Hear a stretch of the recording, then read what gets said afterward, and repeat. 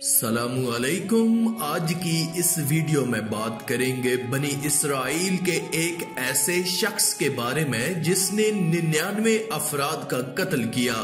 اس کے بعد اس کے دل میں خوف خدا پیدا ہوا تو اس نے توبہ کا ارادہ کیا۔ تو پھر ایسا کیا ہوا کہ اس نے ایک اور قتل کر کے پورے 100 کر دیے۔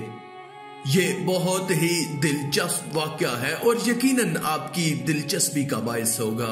اگر یہ ویڈیو آپ کو پسند آئے تو ویڈیو کو لائک کر کے اللہ کی قدرت چینل کو سبسکرائب کر دیں، شکریہ۔ بخاری و مسلم میں بنی اسرائیل کے ایک قاتل کا واقعہ نقل کیا گیا ہے۔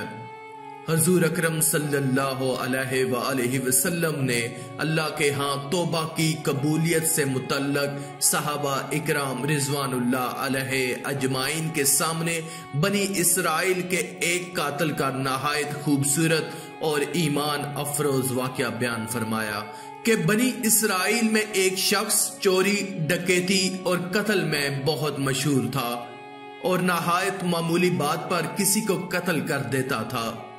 ہوتے ہوتے اس کے ہاتھ سے 99 افراد کا قتل ہو چکا۔ اس کے بعد اس کے دل میں احساس پیدا ہوا کہ مجھے بھی تو اللہ کے ہاں جانا ہے۔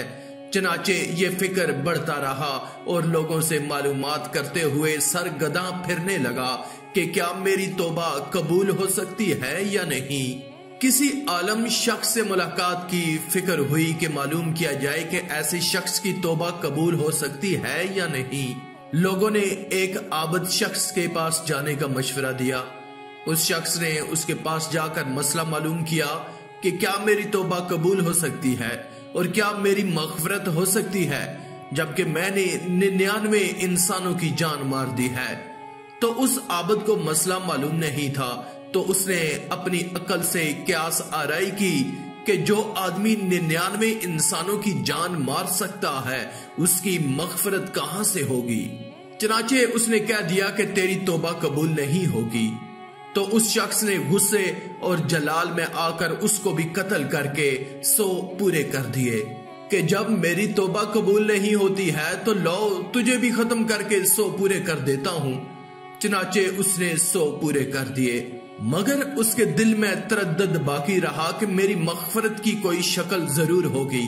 اس لیے اس نے لوگوں سے پھر معلومات کا سلسلہ جاری کر دیا کہ روئے زمین میں سب سے بڑا عالم کون ہے، اس سے جا کر معلوم کروں گا، وہی صحیح مسئلہ بتا سکتا ہے۔ آخرکار لوگوں نے اس کو بتایا کہ فلاں جگہ ایک عالم رہتا ہے، اس سے جا کر معلوم کرو۔ چنانچہ اس نے اس عالم صاحب کے پاس جا کر اپنی زندگی کی کارگزاری سنائی اور 100 آدمیوں کو کس طرح سے قتل کیا سارا کارنامہ سنا کر معلوم کیا کہ اب بتائیے کہ میری توبہ قبول ہو سکتی ہے یا نہیں۔ کیا اللہ کے ہاں مجھ جیسے گناہگار کے لیے بھی مغفرت کا کوئی خانہ ہے؟ تو اس عالم صاحب کو کیونکہ علم تھا تو اس نے بتایا کہ تیرے گناہ معاف کرنے میں اللہ کے ہاں کیا رکاوٹ ہے۔ اللہ کی رحمت کا سمندر تجھ جیسے گناہگاروں کے گناہوں سے بہت بڑا ہے اور بہت وسیع ہے۔ چنانچہ اس عالم صاحب نے مشورہ دیا کہ تم فلاں جگہ سفر کر کے جاؤ، وہاں کچھ اللہ کے بندے رہتے ہیں، ان کا مشغلہ صرف اللہ کی عبادت ہے، ان کے ساتھ مل کر اللہ کی عبادت کرو اور نادم ہو کر اپنے گناہوں کی معافی مانگو، انشاءاللہ تمہاری مغفرت ہو جائے گی۔ جب اس شخص نے آدھا رستہ طے کر لیا تو ملک الموت آ گئے اور اس کی موت ہو گئی۔ اب اس کی روح لے جانے کا مسئلہ کھڑا ہوا۔ آسمانوں سے رحمت کے فرشتے بھی آئے اور عذاب کے فرشتے بھی۔ رحمت کے فرشتے کہنے لگے کہ اس کی روح لے جانے کا حق ہم کو ہے، اس لیے کہ یہ سچے دل سے تائب ہو کر عبادت کے لیے جا رہا ہے، اور عذاب کے فرشتے کہنے لگے کہ اس کی روح لے جانے کا حق ہم کو ہے، اس لیے کہ اس شخص نے کبھی کوئی نیک کام نہیں کیا ہے، پوری زندگی معصیت میں گوا دی۔ اسی دوران آسمان سے آدمی کی شکل میں ایک فرشتہ آیا، یعنی روایت سے معلوم ہوتا ہے کہ یہ آنے والا فرشتہ حضرت جبرائیل علیہ السلام تھے۔ چنانچہ اس فرشتے نے تشریف لا کر ان دونوں طرح کے فرشتوں کے درمیان یہ فیصلہ کیا کہ دونوں طرف کی مسافت ناپ کر دیکھ لو کہ جہاں سے آ رہا ہے وہاں کی مسافت قریب ہے یا جہاں جا رہا ہے وہاں کی مسافت، لہٰذا جہاں کی مسافت قریب ہو اس شخص کو وہاں والوں میں شمار کر دیا جائے۔ چنانچہ دونوں طرف کی زمین ناپ کر دیکھی گئی تو جہاں جا رہا تھا وہاں کی مسافت جہاں سے آ رہا تھا اس کے مقابل میں صرف ایک بالشت قریب ہے۔ چنانچہ فیصلہ ہوا کہ مقام معصیت سے مقام عبادت صرف ایک بالشت قریب ہے، اس لیے رحمت کے فرشتوں کو اس کی روح لے جانے کا حق ہوگا۔ چنانچہ اللہ کی طرف سے اس کی مغفرت کا اعلان ہو گیا۔